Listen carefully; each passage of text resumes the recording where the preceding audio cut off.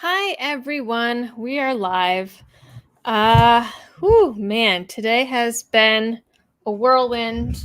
Oh, I have to hold on. Ah! Oh, hopefully I don't forget that. Sorry.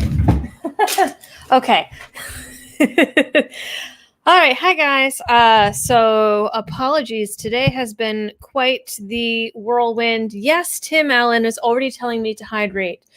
Anyone who is new here to the channel or new to live streams, whenever someone gets a super chat, I take a drink of water. And today it's needed more than ever because I have survived on nothing but coffee today, which is how I somehow managed to get you guys out a video in record time today and prepare for the live stream. So, full disclaimer, I'm sorry if things are a little disorganized today in how we handle this. Originally, I was only going to touch on Virginia a little bit and focus a lot more on the debates and everything going on with that, but things have exploded in the last 24 to 48 hours. I've been gathering all of that information together, trying to get you guys a video, trying to prepare for this, while also those of you who have been here before know that we are trying to fix up the house so we can get down to South Carolina. And so the renovations have started. And then somehow, because of that, something happened and we don't have electricity in half of our house right now. So I had to run a very long and obnoxious extension cord in order to get internet and to get my computer going so that I could edit for you guys and upload a video and all of that. So it's been quite the day. Let me make sure that my mouse is not hovering over the end broadcast button because that would be bad. I saw Robin Patty was already up in here saying, reminding me of my sponsors and that Epstein didn't kill himself. So, sponsors. So we have, sorry. So as I mentioned in the video that I just posted, sponsors are more important than ever right now because I don't know if it's just me. I don't know if it's Virginia. I don't know what it is. Of course, Virginia, I'm sure, doesn't help because YouTube automatically flags anything that it feels is controversial. So as soon as I put Virginia in the title of anything, put it in the tags of anything, first time I even say it in a video, boom, demonetized, flagged, throttled, dropped down out of suggested videos, all of that fun stuff. And I always file a report for a manual review, but YouTube takes, 3 days, 5 days, sometimes a week to look at those. And so usually by the time they approve it, everyone stopped watching it and it's not news anymore. And we're on to the next one. So right now, My Patriot Supply does have a 40% off sale on their 2 and 4 week emergency food kits. The food lasts up to 25 years and it comes in this really cool, nice little compact tote. And you can grab that if you go to my link, which is www.preparewithliberty.com. We also have partnerships. I say we, but it's me by myself. We have partnerships with Cabela's, Palmetto State Armory, guns.com, the Tom Woods Liberty Classroom, a whole bunch of really excellent companies and organizations. And all of those are listed down in the description. And I saw someone else. Big thank you to, where did he go? Well, it's just, there we go. Drew Barfield, thank you very much for your generosity. And FL Sheepdog 1 says, Governor is making it worse every day. Indeed, he is. I just can't believe how crazy things have gotten. So, okay, let's back up and we'll tackle this Virginia thing. And again, I apologize if some of this information is disjointed. There's just so much to cover in such a small amount of time. So first and foremost, for those of you who are not aware, on Monday, well, actually, we'll back up even before that. Last Friday, if you weren't here and you don't have the VCDL emails, you wouldn't know about this. Last Friday, last minute, the state of Virginia announced that they would be having Senate committee hearings Monday morning at 8 a.m. for some of these bills. They were supposed to hear the red flag law. They were supposed to hear several bills that talked about towns being able to ban guns from public parks, from government buildings, from city council meetings, from events, parades, marches, blah, blah, blah, with all these little disclaimers of having to put up signs and having to have people at entrances in order to stop people from entering with firearms and having them checked and all of this stuff.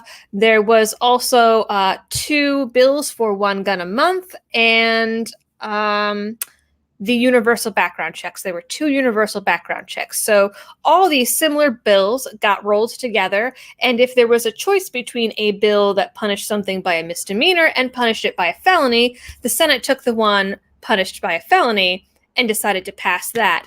Every single bill heard at that hearing was passed 9-5, with the exception of they also heard, or were at least supposed to hear, the bill about closing the gun show loophole. I haven't heard anything about that either way. I was following Phil Van Cleve's Twitter feed. He's the president of VCDL, and he mentioned all the other bills. He didn't mention the gun show loophole bill. I haven't seen any news stories about it specifically, so I don't know if they just didn't hear it, if they didn't get to it, what it was.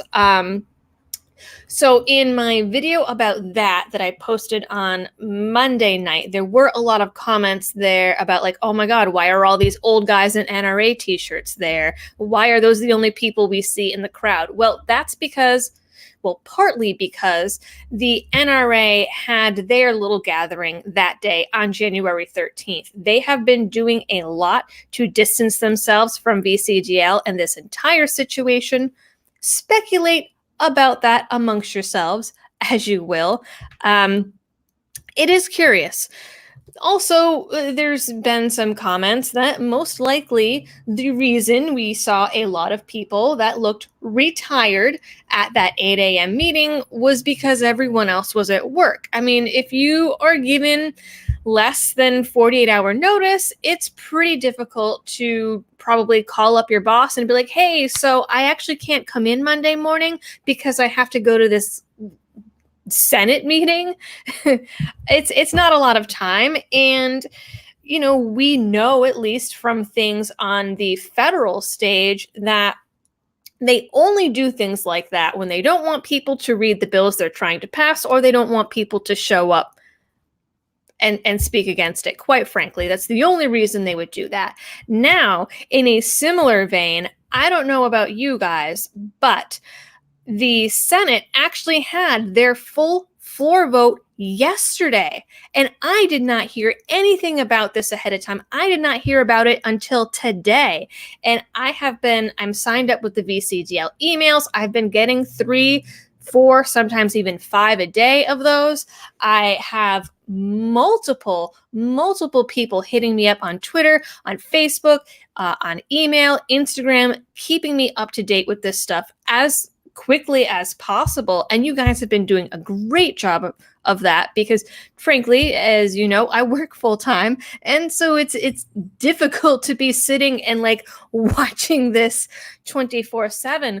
But despite all of those people keeping me up to date and reaching out to me and sending me articles and links and pictures and personal accounts, no one said that the Senate was having their vote yesterday. So I don't know if it wasn't publicized. I don't know if there were just other things happening and bigger fish to fry or what. At that Senate meeting, or the Senate vote, all 4 of those bills that I mentioned for the Monday meeting were heard. They passed with the exception of the red flag law. That was delayed. Thankfully, everything was along party lines except the universal background check bill. And there were, I believe, 2 senators that voted in favor of that. Let me pull up the names somewhere. Oh, goodness. I lost the window. There were 2 Republican senators that voted in favor of that. Let's see, where's my VCDL email here? They mentioned it, and then they later issued a correction. So, it's making me put in my password again. And it's not working. That's cool. Oh, maybe some of you guys know in the comments who it was. Dunavant. It might be who it was. I know it was an N name, and then, all right, let me check it. Hanger. So it was, so they mistakenly said it was Senator Normant that voted for universal background checks. It was Senator Hanger is who it was. And so that passed by a vote of 23-17 yesterday. So, of course, VCDL is asking for people to get in touch with your legislators. If you sign up with VCDL for their email alerts, they have this really awesome thing right now where you get your email, you click the link that they provide, and it automatically, depending on your address, will figure out who your legislator is and goes through a rotation of emails that you can send out, and it changes every single day, so it doesn't look like you're just copying and pasting. The whole idea is to swarm their emails and their phone lines, basically, to get this stuff shut down. So we had those 3 bills that passed the Senate. I don't know. I believe the House still needs to vote on them. Of course, the governor is going to sign all of these. I mean, he's basically already said that he will. So again, we have universal background checks. We have the bill that would allow towns and counties to decide on their own if they're banning guns from all kinds of interesting places. And we have the bill, the 1 gun a month bill, which interestingly enough used to be a law in Virginia and was repealed. And so now they're popping it back in.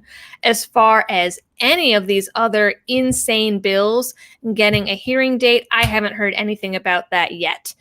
Some people have contacted me and let me know that SB 16, that is the assault weapons ban by SASWA, has been pulled.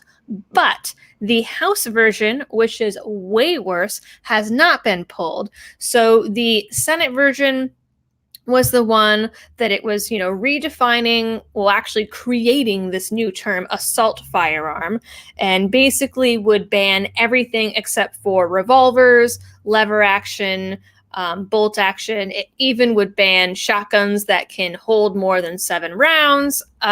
Crazy bill.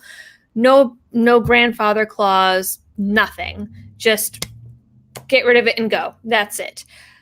So that has been pulled. The bill that is now on the table is a House bill. I'm forgetting the number off the top of my head. I talked about it in another video. It was either Monday's video or the video before that. I apologize for not having all these numbers in front of me. Actually, I could probably pull it up from VCDL right now. So the bill that is still on the table, as far as, is it on this email? No. So the one that's still on the table is the House version. Again, creating this new term of assault firearm, redefining what assault weapons and assault firearms are. Same thing, pretty much everything but revolver, lever action, and bolt action. Same thing with the shotguns, and something about, not being able to have more than X number of the longest ammunition, blah, blah, blah. This one takes it a step further. It doesn't offer a grandfather, well, it doesn't. It does not offer a grandfather clause, which is what Saslaw and Northam had said that they would put into some of these bills after the first round of backlash and uproar. This bill instead says, okay, so we pass this law, and then you have 1 year to either get rid of your guns, disable them, sell them, what have you. They need to be out of your hands unless you apply for a permit. And now this permit is a little bit special. And I don't mean just because it's special. It's crazy. So the way that the bill is written, and this could just be by nature of I don't know, the way that they write bills, but the bill is in the singular tense. So it makes it sound like you would need a different permit per rifle or per pistol, because each permit has to have a full description of whatever the gun is right on it. It has to have like the make, the model, the color, the serial number. It's as if you're buying a car. And it has to have all of that. So it makes it sound like it's one per person.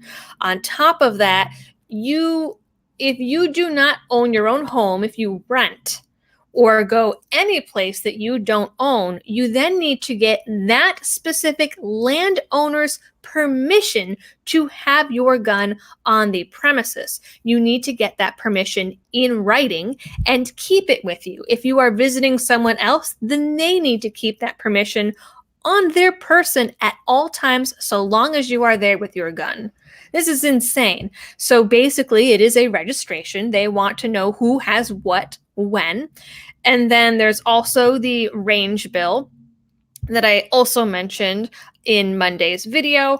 And this one is registering people. Basically, it would be shutting down any ranges that employ less than 50 people. I'm sorry, more than 50 people, but it's not just the range. If like it's a range in a strip mall plaza, which I have seen in South Carolina, the place that we went to that you could rent full auto and shoot full auto. Can't remember the name of it, but for example, that was like a range that was sort of inside a strip mall. If more than 50 people are employed in that entire building, you are done. Anyone who's left open, you're done if you are not owned by the government. Any place else that's left open has to basically register every person that walks through their door with identifying information, with a photo ID, everything. If law enforcement comes in, then you need to put what county and what department they work for. It's pretty crazy.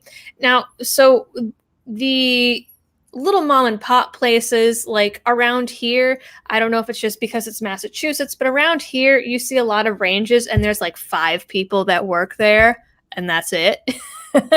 Those types of places aren't going to get shut down. They are going to have to do this registration process and provide that information to the police, but they're not going to get shut down. This, I believe, is largely focused on targeting the NRA because the NRA does have a range in Fairfax at NRA headquarters where they also have a museum. The NRA, quite frankly, has more than 50 employees. I'm sure they have more than 50 employees in that location. So if this bill passes, NRA range, for all intents and purposes, is gone. I don't know how long, if it passes, how long they would have to, like, I don't know, file an injunction, file a repeal, whatever, bring it up to the Supreme Court, whatever they're doing. I don't know if there's a grace period on that. I didn't see one written in the bill. So we have all of that happening. And then perhaps the craziest thing that I read today that actually made me like stand up from my desk and be like, what? Is this piece that came out of Vice today. Let me find it. So I can pop it up for you guys. Is it this piece? Yes. Let me pull up this. So it's funny that Vice is the place that reports on these things of all things. So let me screen share for you guys. Bam. All right. So Antifa of all groups, is going to Lobby Day in favor of gun rights. That is something I never thought that I would ever read. Quite frankly, I don't 100% trust it because it's Antifa. But this is supposedly just this one branch, and it is the Seven Hills, Antifa Seven Hills, based in Richmond, that are planning to go to the rally. What's interesting is the guy who supposedly leads it, he spoke on condition of, and I always say that word wrong. He spoke on condition of remaining anonymous so that he wouldn't be doxxed. And in this article, he talks about how not all Antifa branches are the same, and apparently not all of them dress in black and use black bloc tactics, which is news to me. Antifa is Antifa, pretty sure. But hey, he says that they don't do that. So supposedly, at least the people that are on board with this guy won't even be showing up in black clothing and their masks and all of that. So you won't even know who they are. You won't even know if they're really Antifa. But supposedly, Antifa is going, at least this branch of Antifa, and their whole thing is they say that A, gun control is a crazy overreach and expansion of government power, and they are not wrong. And B, they say that gun control disproportionately affects the poor and people of color. Again, that's not wrong. Basically, anytime you have a regulation on anything, all it does is ensure that poor people no longer have access to that thing, right? Because any regulation can be overcome if you have enough money. So, for example, here in Massachusetts, the tax on ammunition is, I believe, 100%. So that means ammunition is not cheap. So then who is it that goes and buys ammo? The people that have that money to burn. The state still thinks there's too many people buying ammunition, so they're trying to put yet another tax on it, I believe an additional 50%. And again, that just means the tier of people that are going to be able to afford ammunition is going to keep rising because they're trying to make it out of reach.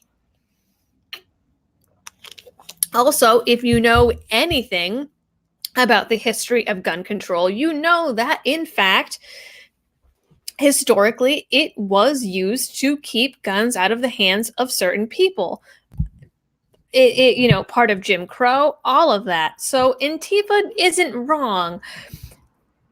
I never thought I would agree with Antifa on anything, quite frankly.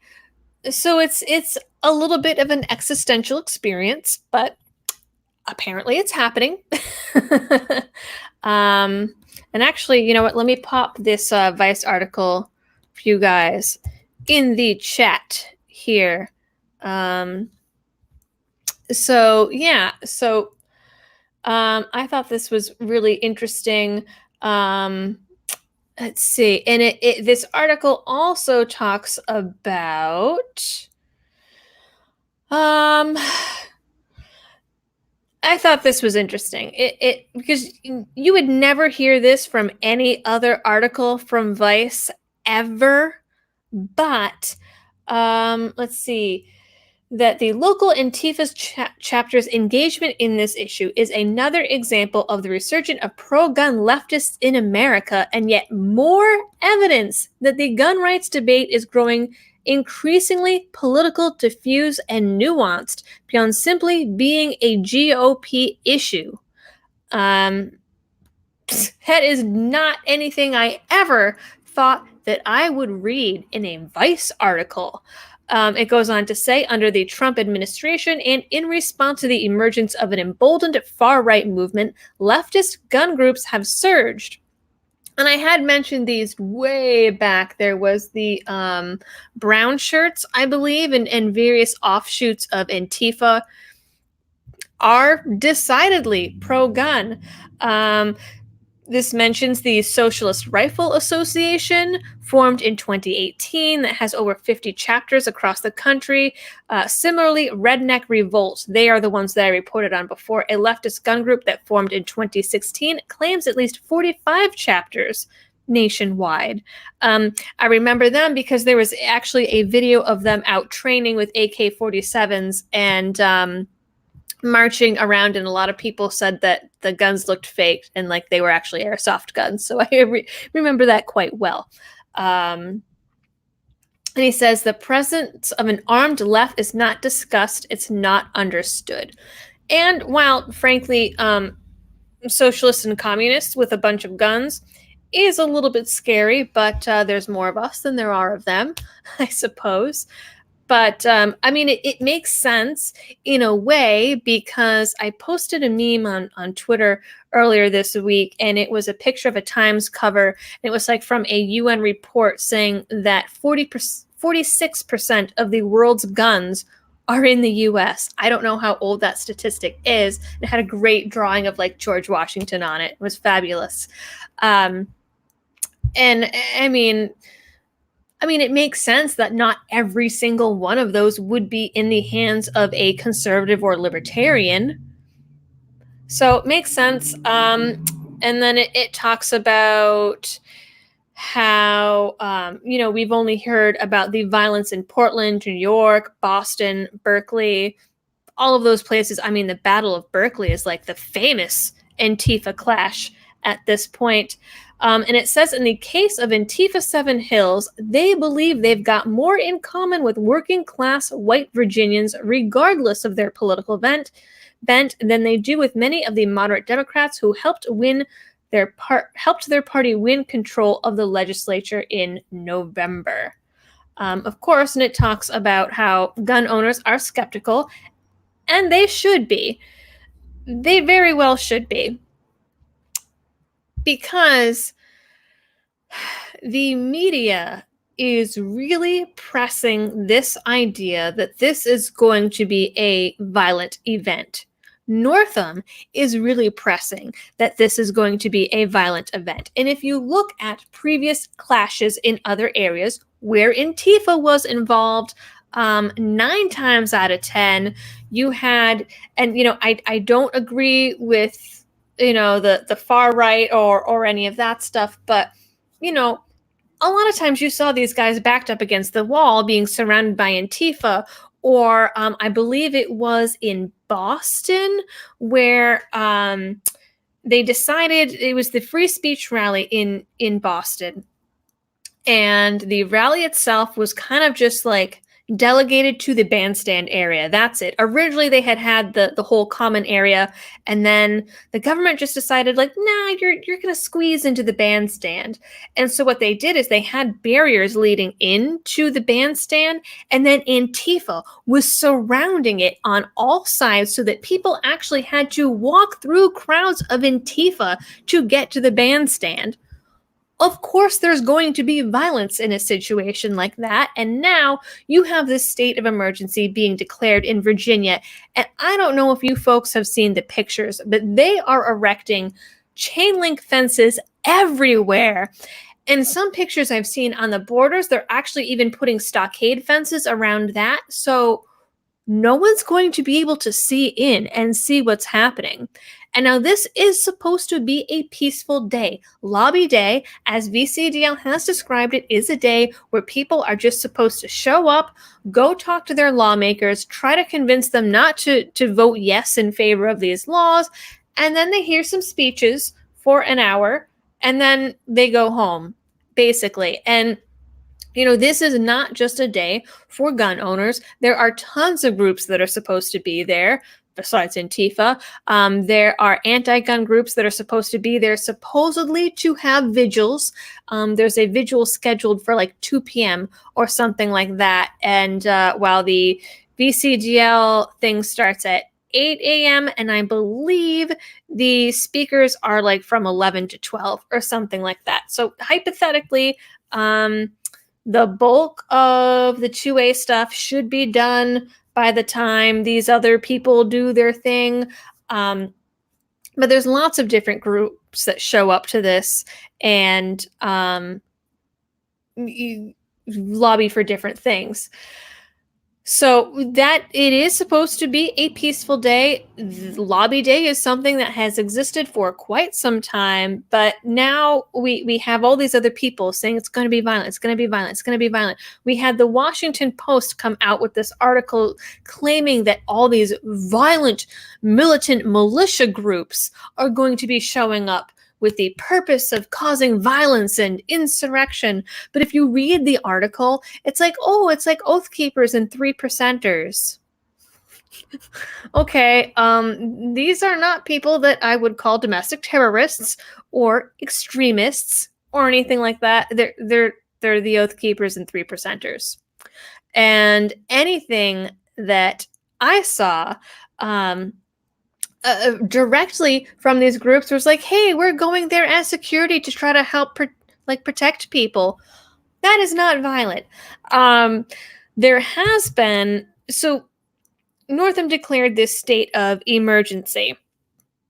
And what's interesting is the day before he officially announced it, the AP came out with an article, and in the AP article, it says specifically that law enforcement and state officials said they had not received any credible threats of violence. It says that in the AP article. I talk about it in the Monday video, and I link it in the description of that video so you can check it out yourself. It says the only thing that they had gotten was an image that someone posted on social media, I believe it was Twitter, of a picture of an AR-15 and saying, oh, well, there's some great angles from the tops of buildings. That's creepy. Don't get me wrong. But despite that, they still said there were no credible threats. So they're not taking that as a credible threat. Fast forward to the next day, Northam makes his announcement. He, let me find it. Here we go. He makes his announcement and specifically says, in this announcement, law enforcement intelligence analysts have identified credible threats of violence surrounding the event. And then the full executive order is right here. And I mean, this is laughable. This document is laughable. Executive Order number 49. Declaration of state of emergency due to potential civil unrest at the Virginia state capitol. And the first line is, the Commonwealth of Virginia is a welcoming state. Unless you are a gun owner. Apparently, Virginians understand that diversity of opinion keeps our democracy strong. The more voices involved in our political dialogue, the stronger we are. Civil discourse, even and especially amongst those who disagree, is critical to our democracy's evolution and success. Yes, that is why they're trying to shut down gun owners at every turn and get rid of police officers or sheriffs who oppose it. That's why they're saying, oh, well, these Second Amendment sanctuaries aren't real and they're not legal and they're not going to do anything. That's why they're doing this state of emergency, because they value civil discourse and people who don't agree with each other so much. Clearly. Clearly. And then it talks about Charlottesville, and, the whole thing is they're saying we don't want another Charlottesville. And granted, inevitably, you are going to have some bad apples in every group. So while the point of Lobby Day is not white supremacy or neo-Nazi crap, there are going to be people from that ilk that show up because it's a free country and these people can travel wherever they want, whether we disagree with them or agree with them or whatever. So these people are going to inevitably show up.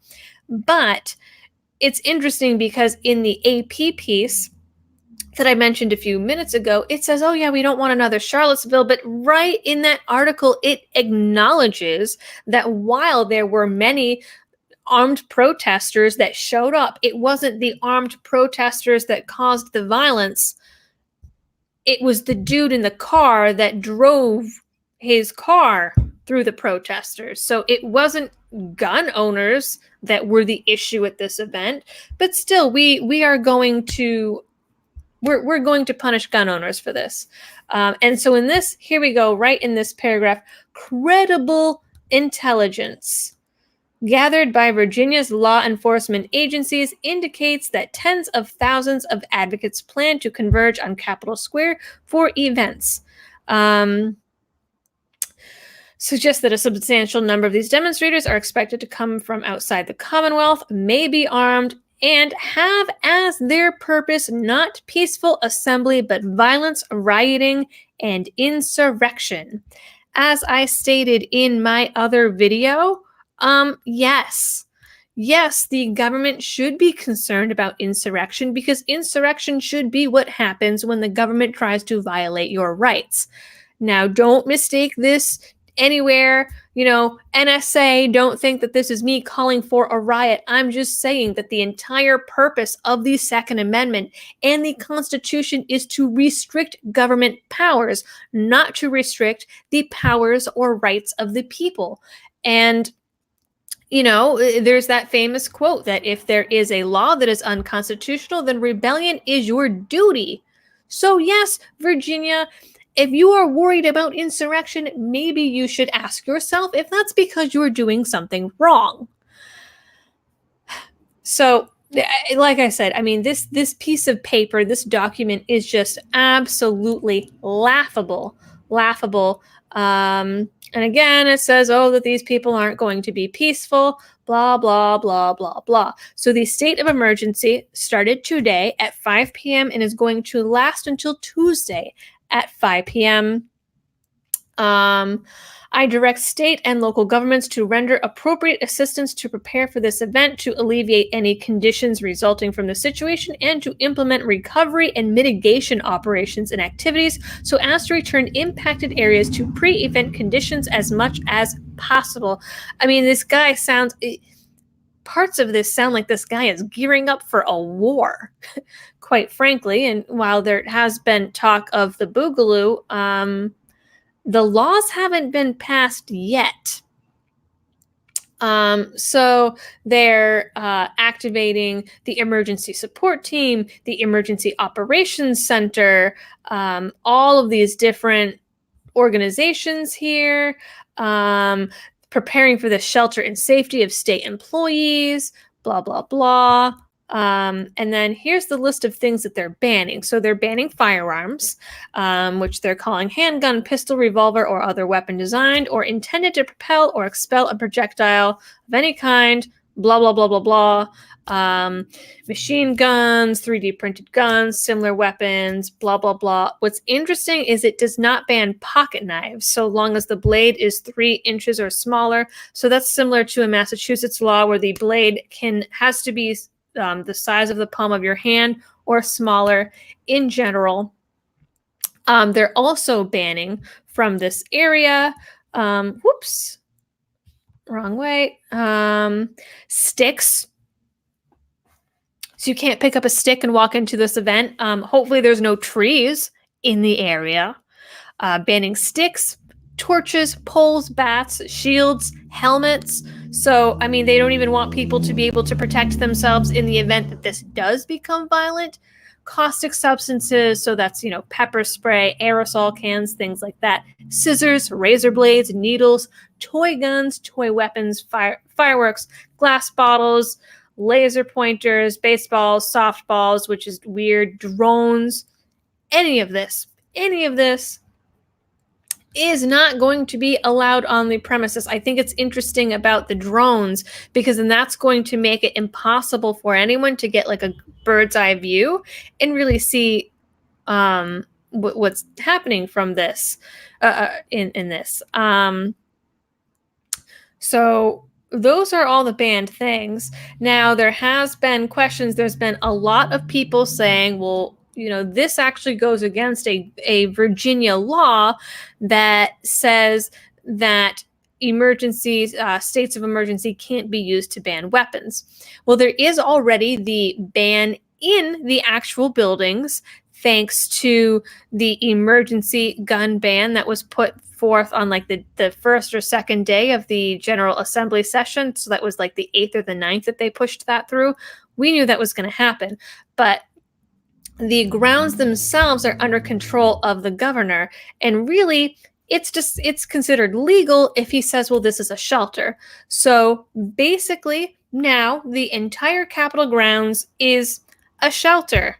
I don't know how big this area is. Some people have said it's a few acres. So that means that we have a few acre open air shelter, and that's a thing.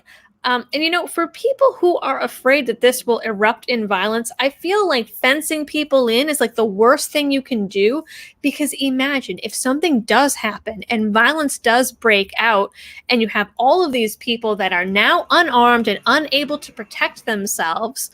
What are these people going to do? I'm sure that some of them are going to attempt to run. So then you're going to have all these people corralled into this small space.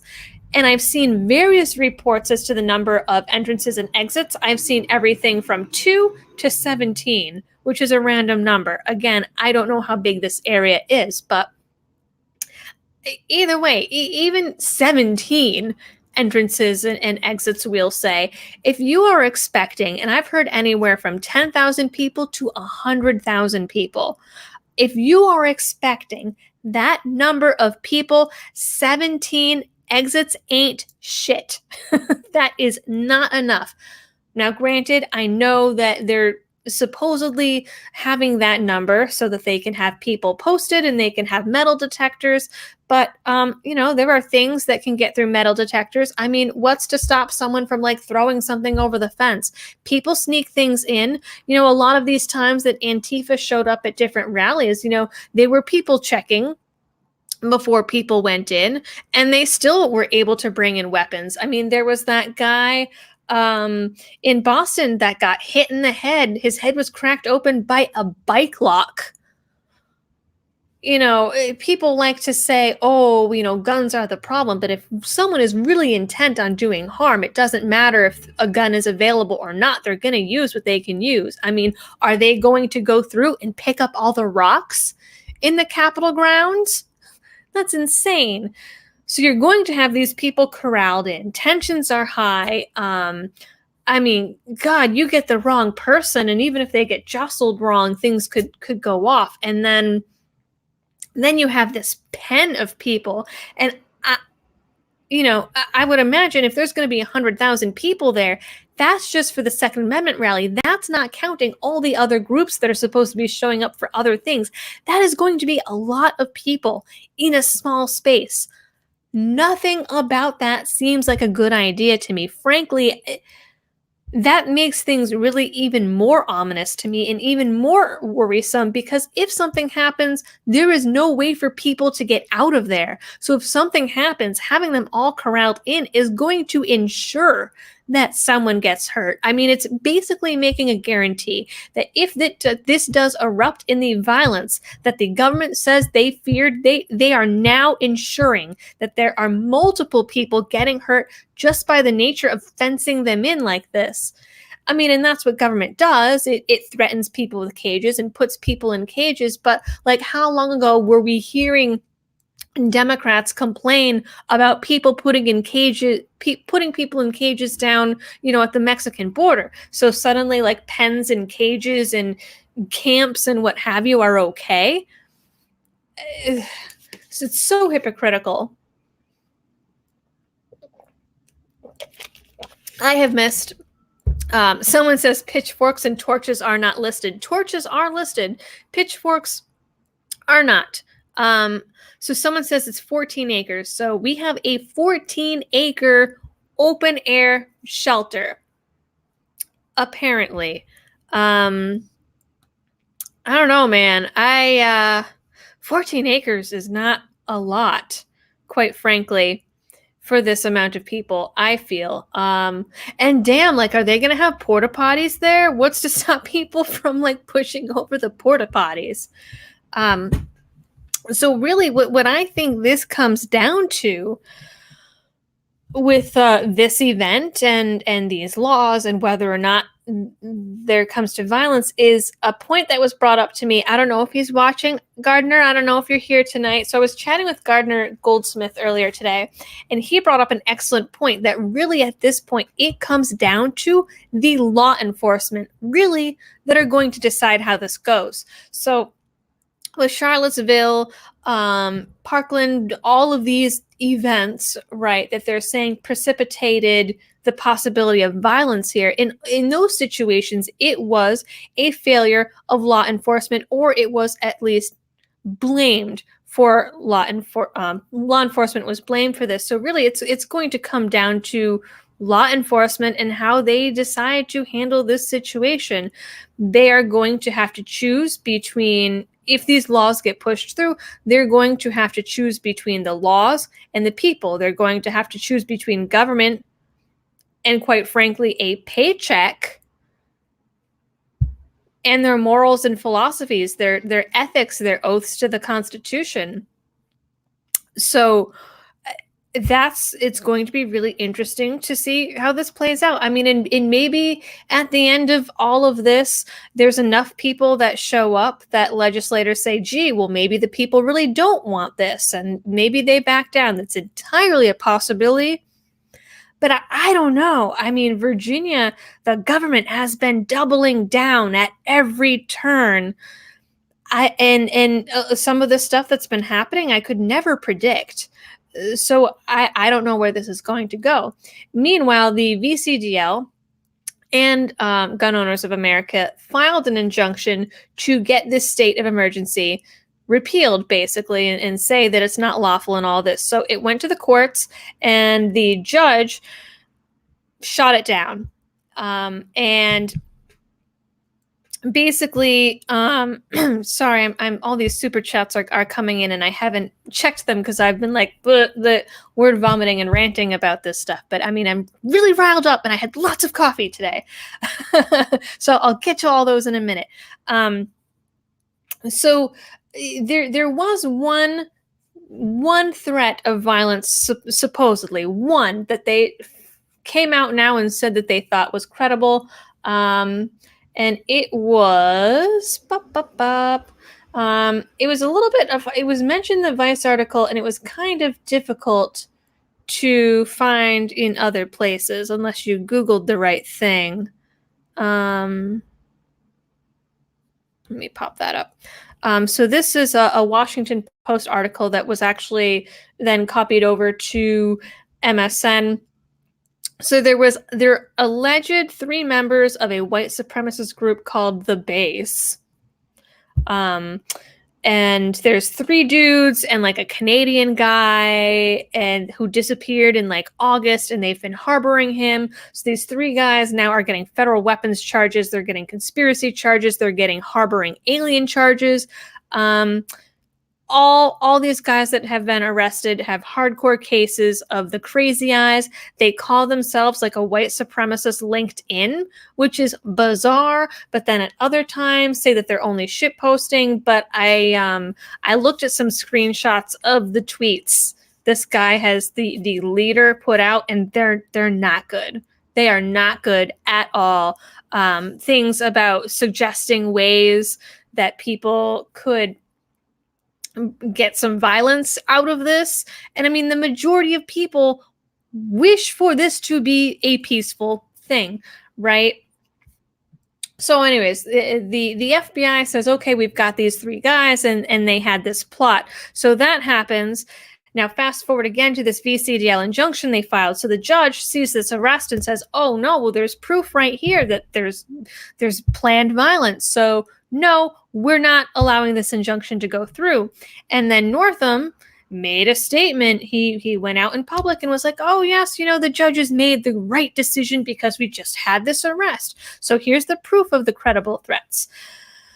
So right now, state of emergency still stands. VCDL and GOA then filed an emergency petition to the state Supreme Court. I don't know when these people go into session, but I doubt that they're working on a Saturday, and Monday is technically a holiday, despite the fact that The Capitol grounds are going to be open for lobby day. I doubt the state Supreme Court is working on Monday. So I don't know, unless there is some kind of January miracle. Pretty sure the state of emergency is still going to stand, and this gun ban is still going to stand. Someone said Jared just posted that SCOTUS shot down the appeal. Well, that was really fast. Okay. Well, as when I had checked at like 6 o'clock, that hadn't happened yet. So that must be recently. Yep, Anthony Soul says it too, that they already sided with Northam. So, okay, see, and that's what I mean of these things happening so quickly that it's been really hard to keep up. All right, so state of emergency still stands. Now, some people are saying that open carry is still okay as long as they are outside of the fence, and that is true. Oh man, I just got an angry react on Facebook. Man, hopefully that's about the content and not about me, but who knows. So yes, open carry is still allowed outside of the fence. So like, I guess theoretically, if something were to go wrong and people are able to get out of there, then there's law enforcement there. There's people outside the fenced in area. I don't know. I mean, maybe there's just going to be a lot of overflow. There's people saying don't go inside the fences. But I mean, the government buildings are inside the fences. So the people that are going there with the intention of talking to their lawmakers and saying, hey, these gun bills are really unreasonable, are going to have to go inside the fences. That's just the nature of the event. The speaking rally, as far as I am aware, is inside the fence. Part of me actually is kind of glad that the state took away the extra hour of speaking time that I was supposed to be speaking in, because none of this sounds good. This sounds, it sounds dangerous. It sounds like the government is making this dangerous. I just, I have there's a pit in my stomach about this, and I know some folks that are going down there, and frankly, I'm worried about them. I'm worried about all the lawful, like law-abiding, peaceful people. Some people have talked about the potential here for a false flag or bad actors to then make the government turn around and not double down, because they're already doing that. So we'll say triple down, quadruple down, and be like, oh yes, look, see these crazy gun owners, they need to be contained and they need to be put down. I mean, that's entirely possible. That is not outside the realm of even like historical events. The US government does crap like that all the time. There are tons of declassified documents out there to prove it at this point. And we also had a recent map come out. Let me pull it up. I think someone sent it to me on Twitter of the most recent. Who sent it? Who sent it to me? Here we go. The most recent map of Second Amendment sanctuary. So, I mean, look at that. All the green has voted in to be 2A. All we have is some little like cities here and there. And of course, this county here that's like smack next to DC. So then we have this county right here. I believe it's this county here. This is Fredericks County. Now, there's been a lot of people talking lately about a resolution that came out of West Virginia to allow Fredericks County to become part of West Virginia should they choose to secede. I've been seeing some reports that West Virginia has said, well, anyone can leave Virginia and become part of us. That is not the case, to my knowledge, and frankly, it would be really difficult if, like, say, this county way over here or like, I don't know, this island way over here were to be like, oh yes, let's secede and be part of West Virginia, which is way over here, the logistics of it would be difficult. But to my knowledge, it is only Fredericks County. And the reason it is Fredericks County dates back to pre-Civil War, basically when the state of Virginia split off Crab Claw Island. Someone says, I thought it looked like a crab claw or a lobster claw. So thank you, B. Griffin. So when Virginia split after the Civil War and you had Virginia and West Virginia, supposedly what happened is that Fredericks County never voted in this. So their vote of whether to be West Virginia or Virginia just like never happened and is still open. So technically speaking, the idea is, at least in this historical context, is that they could then decide to vote and go to West Virginia. What would have to happen on the county side? Like, I don't know the rules of secession for counties in Virginia. I looked for it a little bit today, but I did not have a ton of time between getting out this video, well, the earlier video, and dealing with my loss of electricity and internet and all of that. But so I don't know what the rules are, but I would imagine they don't make it easy. I would imagine that the county has to have a vote. I would imagine that the state government has to have a vote and has to approve it. And I mean, they're not going to do that, even if it's just out of spite. And I did see one article that was posted by, I believe it was an ABC affiliate that literally said in the article that like one official from Virginia says, nah. Like, what? That is so unprofessional. But if Fredericks County were to like move over to West Virginia, it would become the oldest county in West Virginia. But I mean, it's pretty cool that West Virginia is thinking of their brothers and sisters over in Virginia and offering that out. So that's what's going on with that. I don't know if anyone in here knows the rules. Frederick County is the northernmost county. Okay, so it is that one that I was pointing to. So, I mean, if anyone has a link saying that it's not just Fredericks County, send it to me, because I saw that specifically the resolution that was voted on was specifically for Fredericks County. If there's something else.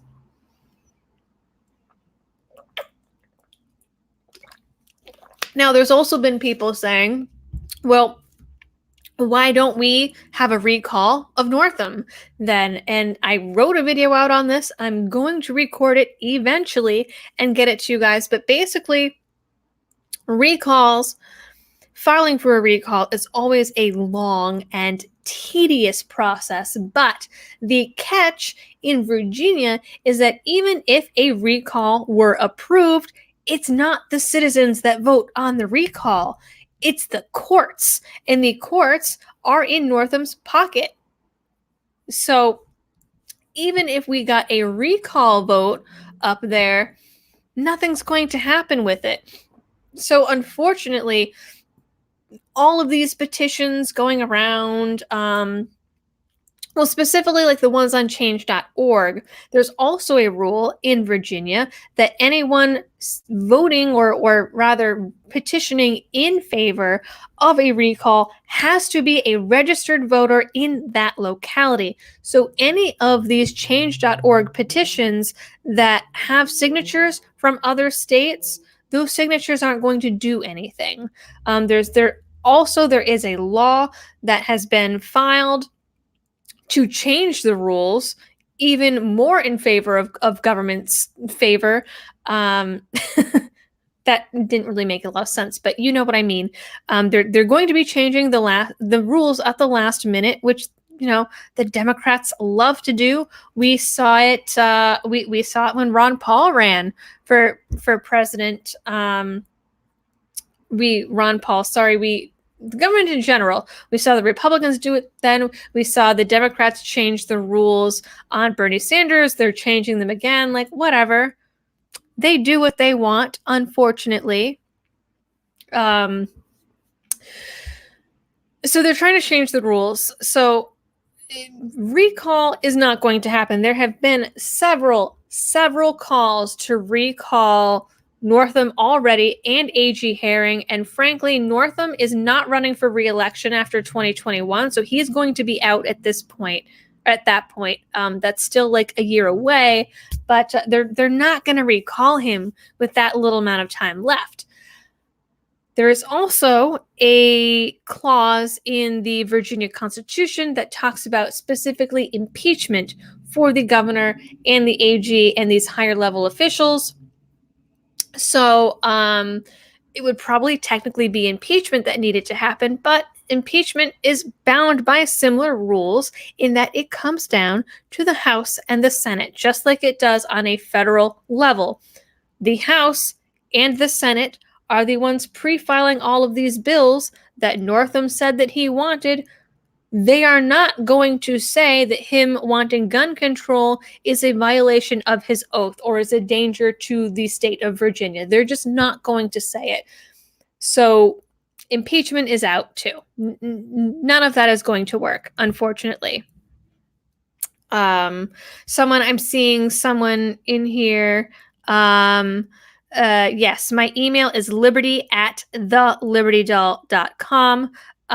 It's linked down in the description under like the little social heading. So, right. So we have the Antifa updates, we have the bills, we have the fencing, we have all of that. I really would suggest if any of you guys are going, say the email again. It is liberty@thelibertydoll.com. The is like really important because there's some random company in China that bought the plain Liberty Doll domain and refuses to sell it for anything under than $2,000. So thelibertydoll.com. Very important. It's linked down in the description. You could also go to my website, thelibertydoll.com, and there's like different contact methods there. That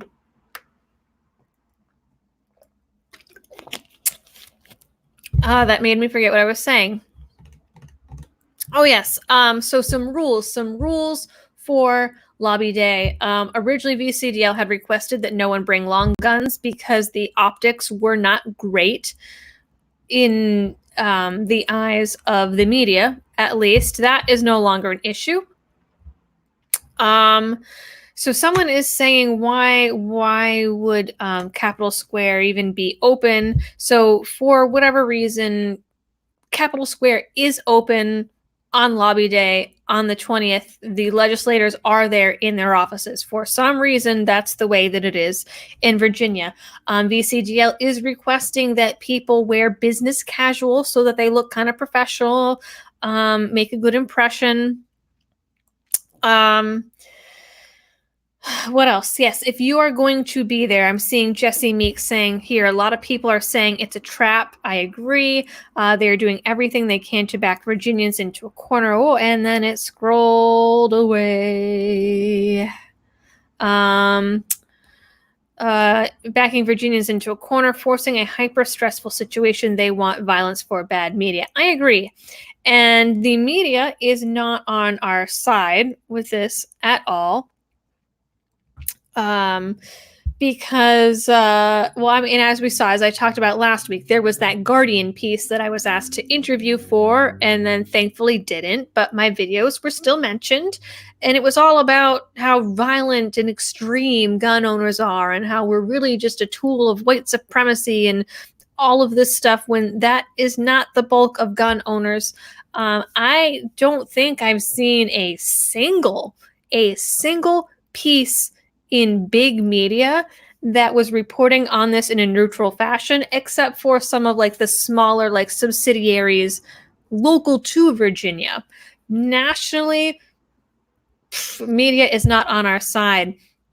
So I would really encourage everyone, if you have a GoPro, bring your GoPro, live stream it on your phone. You still have a few days to pick up some power banks on Amazon and some power cords if you don't have them. I do, in the bottom of the description under affiliates, I believe, or partners, it's listed way at the bottom of that. I do have an Amazon link. And if you go through the Amazon link, the channel gets a kickback. Whether you do it or you don't, whatever, I don't really care. Make sure that you have a power bank, a GoPro, something so that you can like record this. Because as I said in the video that I released before I came on, like, the media is not going to be on our side on this. And there's nothing that we can really do to keep them honest, but we can at least like record what's actually happening so that we have our side of the story to tell, and we have some proof of what some of these interactions looked like. You know, some of these things that happened in like Berkeley and Boston and these places when there were these big like Antifa scuffles, it was people that recorded it that then were able to be like, oh no, look, like it was this Antifa guy that started the violence, not me. I mean, that really helped out. So please, you know, record it. If someone could live stream it, that would be fabulous. I'm not going to be there. As I said, my speaking time was taken away by the state. And I do have some clients that day, but I'm going to be in between clients. I'm going to be watching this thing and seeing what happens. And I am not a praying person, but I pray that nothing bad happens, frankly, but I'll be on top of it and I will be watching it. So it is about 10 after. I have to end at about 20 after. So we're not going to get to Bernie and Warren today. But I mean, how many of you are really here for that anyways?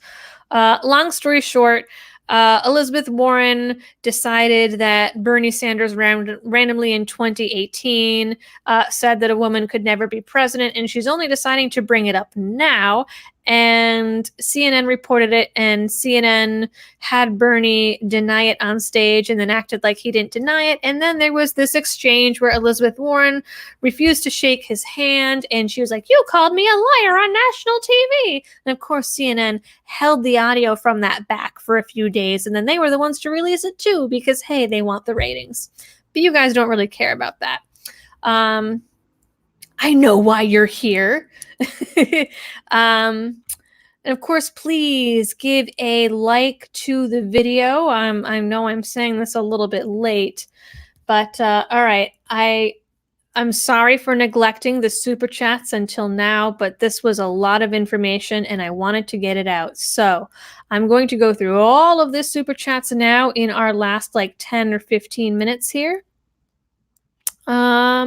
So I'm not going to be able to put them on the screen because in the program I use, they disappear after an amount of time. I'm sure there might be a way to pop them up, but I can't find them right now. 17 dislikes. Well, like, F you. It's my channel. I do what I want. Okay, so let's see. FL Sheepdog, thank you, said governor is making it worse every day. I think I said that one. Michael Roach, thank you. Trashman4444 said she's got her 12-sided die and she's ready to roll. It's D&D Dolly. So we are playing 7th Seas, so it's all D10s. Oh my god, and it's a lot of fun. It's a lot of fun. Yeah, tonight's going to be crazy. I have D&D, and then I have a disc golf tournament in the morning. I shouldn't have signed up for it. It's going to be 15 degrees. Mistakes were made. The next time you guys see me, I might not have a nose. I might have gotten frostbite and it might have fallen off. It's Shaboy, says, amazing channel. Keep it up. How many years worth of food should us Virginians should we buy following recent events? God bless everyone. I cannot answer that question for you. I don't know. I mean, honestly, I think it's good for anyone to have like at least a week's worth, regardless, because like, inclement weather, power goes out, like who knows, man, who knows what could happen. So just, I don't know, do whatever you are comfortable doing, like preparing. Fred Hill says, have you heard the status on Virginia lawsuit? I believe we covered that. Sam Colt, hi Sam, says YouTube and Instagram is monitoring VA and all firearms posts. Let me tell you, YouTube is too. So I have definitely seen that. Anthony Souls says, oh my goodness, thank you, Anthony. Wow. Says, thanks for all you do as a VA resident. This is all really concerning, but hopefully this is the lesson we need to make sure we do not sleep on election day again. So about that, to my knowledge, partially maybe people not showing up, but a big part of it was the fact that Democrats ran uncontested in a lot of districts. So what I heard from a lot of people that live in Virginia is they got to the polls and there was like no one for them to vote for. There were no pro-gun options in a lot of these districts. So it's not necessarily, I suppose, well, part of it is people going out hunting or staying home on election day, but I mean it's people running that slept on the job, quite frankly, if they weren't available. I know you guys can hear that, whatever that is, because there's been comments before about people being able to hear the noise. I have no idea what that is, but now there's an ambulance going by, so that's exciting. Rose Hillbilly Engineering says, keep up the good work. Felix11 says, thank you for the work you are doing. It is very much appreciated. Well, I'm glad that you guys appreciate it, because YouTube, the way that they drown things, makes it feel unappreciated sometimes. Rose Blight, hi Rose, says, have they voted on VA HB 842 yet? Regular session, changing it from 10% signatures to 25% signatures. I don't think they voted on it yet. Once I get to edit that video about the recall process, that's going to be in that video. I haven't seen anything about it yet. Patrick Epler, someone says thought police are coming for me. Shh, they might be. Patrick Epler says, howdy from Texas, keep watching, thank you. Wild and free forever. Oh, a little emoji with a cape. I feel like I need a cape. Like, my God, I did my usual month worth of videos in like a week or two. That's insane. I don't know how I've been doing it. Jesse Meek says, you are caffeinated. Everyone is telling you to drink, and breathe. That caffeine is how I've been doing it.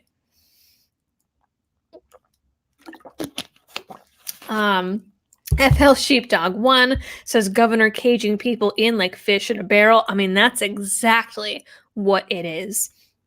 J Roller 67 says, oh, you're going to make me say it. Anonymity. I can say it if I think about it. As long as I don't think about it too much. Jesse Meek says, has anyone heard anything at all from Trump about Virginia? I can't find anything from the tweet master about it. So I have heard that he did make a tweet about it at some point, but it was only a tweet. As for anything else, silence, as far as I know. I mean, he does have his hands full with impeachment, but like we all know that he's on Twitter like all of the time. So he has to know that this is going on. But I would imagine that really he can't do anything about it until some of these things actually get full votes and signatures from the government. That's the crappy part, is in order to do anything legally, like you have to wait for the thing to happen to start some of these lawsuits. I've seen some things saying that all of these bills will go through and there won't be any actual viable challenges to them because nothing has ever said any of these laws are unconstitutional, but that's not true. Like we have Heller, we have Staples. We do have There was the magazine ban in California. Like there have been court decisions saying that laws like this are unconstitutional. So long as we could get them heard by a court and not just automatically dismissed, I mean, we have a case, but you have to get that far. FL Sheepdog 1 says caution, Vice is not news. I know they're not news, but I mean, they do like Antifa and talk about Antifa a lot. Nobody says bring registered legal guns, shut down saboteurs. I agree. Be as lawful as possible in this situation. J. Derek Williams says, just a heads up, several of the parking garages in Richmond have decided to close Monday due to safety concerns. They've started canceling parking reservations. Mine was canceled an hour ago. Oh, well, that is really interesting. Because as far as I know, the buses that VCDL and these other organizations have rented are full. Okay, interesting. Nobody also says 6-second response time is greater than false flag saboteurs. Okay. Jesse Meek says, okay, so this is the thing. Appeal in Virginia denied. Just heard it on Guns and Gadgets via GOA. Somebody else mentioned he went live for a few minutes. I missed the live stream, but just watch the replay. It's 3 or 4 minutes long. Okay. I mean, I suppose I could do that with some of these things. Just go live instead of go through the process of recording and editing. And I do apologize. The video that I posted before this stream, I did lower the quality of it as it was rendering to make it come out faster. So hopefully it's not too crappy. I haven't gone and watched it because watching my own videos is weird and embarrassing. Burner email says Virginia Supreme Court sides with governor, warning for anyone bringing anything. Nobody says be careful, observant, prepared, and responsible. I agree. FL Sheepdog says good tactical move, governor. No weapons on grounds, just 50,000 weapons around your perimeter. Duh. Right? I mean, self-defense and gun ownership is bad for us, and we can't protect ourselves with guns, but the politicians hire their guns. Though, I mean, there are politicians in Virginia that do carry and did carry in government buildings, and now they're not allowed to. So, I mean, they're being affected by these laws too. Nobody says lots of limitations in the land of the free. Gardner is here. Hi, Gardner. Sorry that I'm just seeing this now. This was probably posted a while ago. Here's some free market capitalism in recognition of Antifa members actually respecting individual rights, right? Like, who would have thought? By the way, CNN's Brooke Baldwin implied the rally was on MLK Day because of racism, not mentioning Liberty Lobby Day at all. God, I mean, talk about stretching the truth. This is exactly what I'm talking about when I'm saying that we can't we can't rely on media to treat this thing fairly. But I mean, we kind of all knew that, right? Oh God, it's 8:20. Okay, I'm gonna get through the last ones. Silver Stranger says, keep up the awesome work. Nobody says if you enter the cage, you better have a legal weapon. Correct. Robin Patty says, stop calling for violence or you will be timed out. Yes, I think I saw some complaints in there about the mods getting rid of those comments. If you comment that, my channel will get shut down. At the very least, the live stream will get shut down. And while I'm sure there are trolls in here wanting to get me shut down, like, please don't do that. That's messed up. And if you go in there and you say things that get me shut down, well, then I'm just going to talk about it on social media and I'm going to grow even bigger. So don't do it. If that's your plan, if you genuinely want to shut me down, it's not going to work. 11 C1P says stand your ground. Patriots, the tree is thirsty. Lancer 737 says I would suggest only letting Antifa going into the barricades stay outside them and use giant speakers on trucks to do the protests. I mean, that might not be a terrible idea. I love your sacred cow. Thank you. And Daryl Griffith, thank you. Oh, goodness.